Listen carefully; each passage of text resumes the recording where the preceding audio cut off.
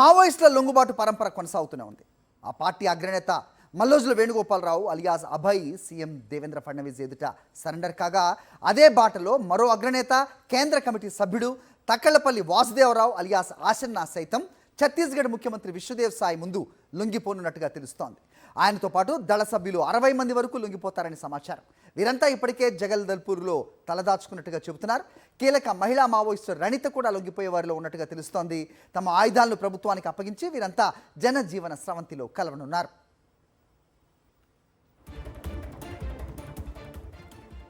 తక్కలపల్లి వాసుదేవరావు స్వస్థలం ములుగు జిల్లా వెంకటాపురం మండలం లక్ష్మీదేవిపేట.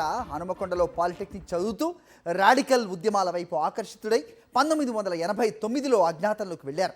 పీపుల్స్ వార్ గ్రూప్ చేపట్టిన పలు కీలక యాక్షన్స్లో సభ్యుడిగా ఉన్నారు. హైదరాబాద్లోని ఎస్ఆర్ నగర్ చౌరస్తాలో 1999 సెప్టెంబర్ 4న ఐపీఎస్ అధికారి ఉమేష్ చంద్రను దారి కాల్చి చంపిన ఘటన.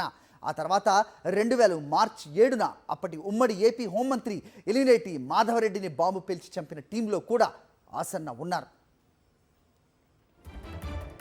మరోవైపు ఛత్తీస్గఢ్లోని వేర్వేరు జిల్లాల్లో మొత్తం 78 మంది మావోయిస్టులు బుధవారం లొంగిపోయారు. సుక్మా జిల్లాలో 27 మంది సరెండర్ కాగా, ఇందులో 10 మంది మహిళా మావోలు ఉన్నారు.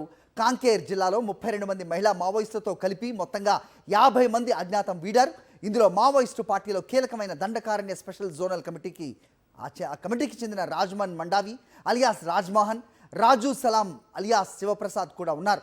వీరు 7 AK-47తో పాటు మరో 17 ఇతర ఆయుధాలను పోలీసులకు అప్పగించారు. కేంద్రం చేపట్టిన ఆపరేషన్ కగార్తో మావోయిస్టు కీలక నేతలను బలగాలు మట్టుపెట్టాయి. దీంతో మావోయిస్టు పార్టీ నేతలు శాంతి చర్చలకు పిలిపించారు. అందులో ముందుగా అభయ్ పేరుతో మల్లోజుల వేణుగోపాల్ రాసిన లేఖ మార్చి 28న వెలుగులోకి వచ్చింది. ఆ తర్వాత north west sub zonal bureau ఇన్ఛార్జ్గా రూపేష్ అలియాస్ తక్కళ్లపల్లి వాసుదేవరావు నుంచి వరుసగా 3 లేఖలు విడుదలయ్యాయి. అన్ని లేఖల్లో కూడా శాంతి చర్చల ద్వారా సమస్యలకు పరిష్కారం కనుగొందామని ఆసన్న తన ఆశను అభిప్రాయాన్ని వ్యక్తం చేశారు. దీంతో మల్లోజుల ఆసన్న ఒకే దారిలో ఉన్నారనే అభిప్రాయం ఏర్పడింది.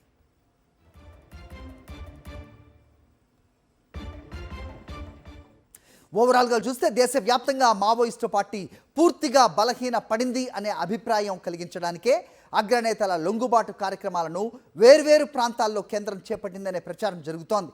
ఏఓబీలో వరుస ఎన్కౌంటర్స్లో చలపతి, గాజర్ల గణేష్, మోడెం బాలకృష్ణ వంటి కేంద్ర కమిటీ సభ్యులతో పాటు చైతే వంటి మహిళా అగ్రనేతలు చనిపోయారు. ఇక ఇంద్రావతి నేషనల్ పార్క్ ఏరియాలో జరిగిన ఎన్కౌంటర్లో సుధాకర్, మైలారపు ఆడేళ్లు చనిపోయారు. జార్ఖండ్లో జరిగిన ఎన్కౌంటర్లలో ప్రయాగ్ మాంజీ, అంజు సొరేన్ మృతి చెందారు.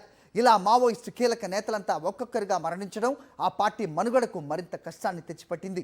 దీంతో ఆయుధాలు వదిలి జనజీవనంలోకి రావాలని మావోయిస్టు నేతలు లొంగుబాటుకు సిద్ధమవుతున్నారు.